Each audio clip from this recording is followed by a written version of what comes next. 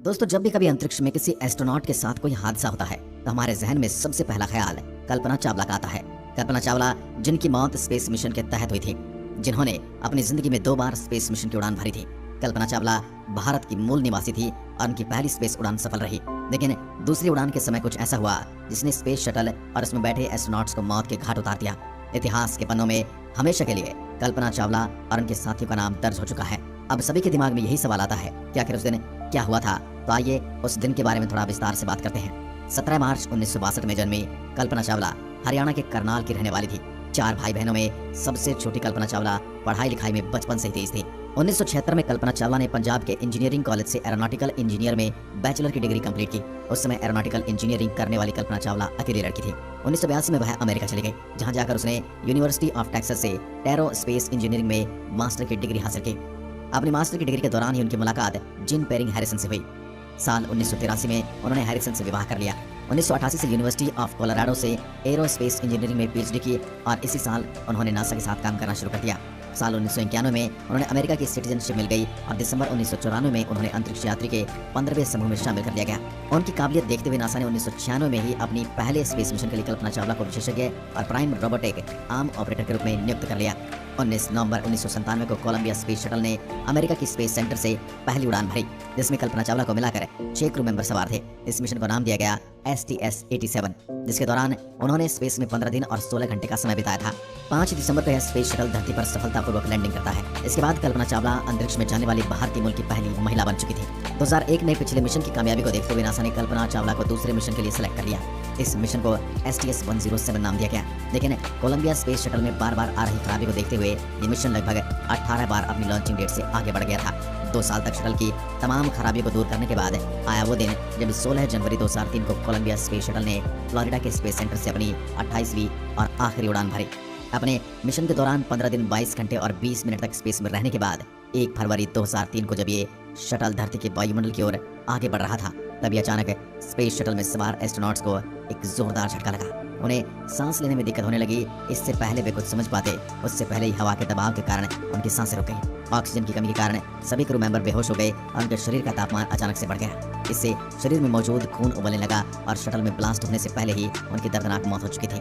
इसके बाद शटल पर कंट्रोल न होने और तेजी से वायुमंडलीय गैसों के अंदर आने के कारण कोलंबिया के इंटरनल स्ट्रक्चर पर बहुत ज्यादा दबाव पड़ने लगा। इसके बाद धरती से 63 किलोमीटर की दूरी पर स्पेस शटल से नारंगी रंग का गोला उभरा और फिर शटल धुएं की एक लकीर में बदल गया। इस घटना के कुछ सालों तक ये मालूम ही नहीं हुआ कि आखिर ये हादसा हुआ कैसे। सारी दुनिया को यही लगता रहा कि कहीं न कहीं क्रू मेंबर से कोई चूक हुई होगी। लेकिन फिर नासा ने इस मामले में बारीकी से जांच की तो सच सामने आया। उसने सबके होश उड़ा कर रख दिए। नासा के अनुसार पूरा हादसा इंसुलेशन फॉर्म के कारण हुआ है।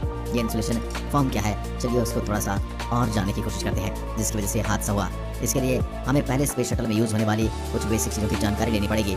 आइए थोड़ा अच्छे से समझने की कोशिश करते हैं। जिस स्पेस शटल में एस्ट्रोनॉट्स ट्रैवल कर रहे थे, उसे अंतरिक्ष में पहुंचने के लिए रॉकेट का इस्तेमाल होता है और उस रॉकेट को भी ग्रेविटी के अपोजिट तेजी से अंतरिक्ष की ओर ले जाने के लिए जरूरी होता है ईंधन। ईंधन 2 तरह का होता है, पहला लिक्विड फ्यूल और दूसरा हार्ड फ्यूल। लेकिन फ्यूल में ज्यादातर लिक्विड ऑक्सीजन और लिक्विड हाइड्रोजन का इस्तेमाल होता है। ये दोनों ही ईंधन बहुत कम तापमान पर तरल अवस्था में होते हैं। इसलिए इतने कम तापमान को मेंटेन करने के लिए इस पूरे फ्यूल टैंक को अंदर और बाहर दोनों तरफ से इंसुलेशन फोम से कवर किया जाता है, ताकि बाहर की हीट इसके अंदर न जा पाए।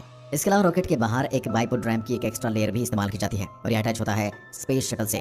अब जो कि स्पेस शटल रॉकेट से अटैच होता है, इसलिए इसे सबसे ज्यादा खतरा हीट से होता है, जो कि लगभग 3000 डिग्री तक पहुंच जाता है। इसलिए इस स्पेस शटल को बचाने के लिए कई तरह की कोटिंग मटेरियल का इस्तेमाल किया जाता है। इन कोटिंग मटेरियल को छोटी छोटी टाइल के आकार में और फिर इन्हें स्पेस शटल के ऊपरी हिस्से पर लगाया जाता है। इन्हें व्हाइट टाइल कहा जाता है, जो इसे 1200 डिग्री हीट से बचाती है।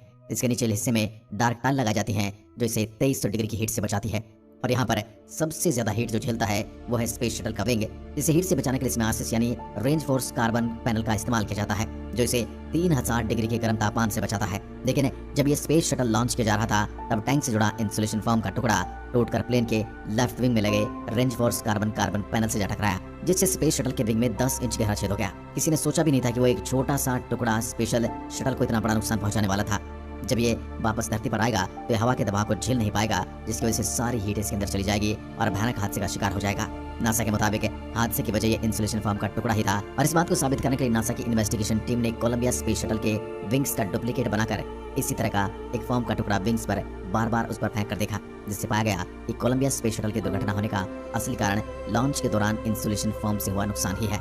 हादसे के 10 साल बाद सच सामने आया कि कैसे हादसा हुआ था और नासा इस बात को पहले ही समझ गया था कि शटल के सभी क्रू मेंबर्स धरती पर वापस नहीं लौटने वाले हैं। ये जानते हुए भी नासा ने उन्हें कुछ भी नहीं बताया और यूं ही मरने के लिए छोड़ दिया। कुछ लोगों का मानना है कि नासा ये अनुमान नहीं लगा पाया था कि स्पेस शटल को इतना भारी नुकसान हुआ है, जबकि कुछ लोग ये कहते हैं अगर ये बात स्पेस शटल में बैठे हुए क्रू मेंबर्स को बता भी दी जाती तब भी वे कुछ नहीं कर पाते। इसके अलावा एक तर्क ये भी दिया जाता कि नासा के रिसर्चर्स नहीं चाहते थे कि मिशन पर गए क्रू मेंबर्स से बात सुनकर घबरा जाएं और जिंदगी के आखिरी दिन वो डर के साए में जिएं।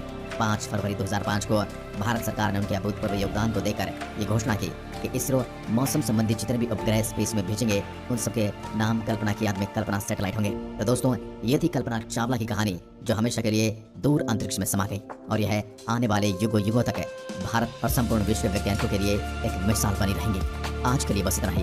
धन्यवाद।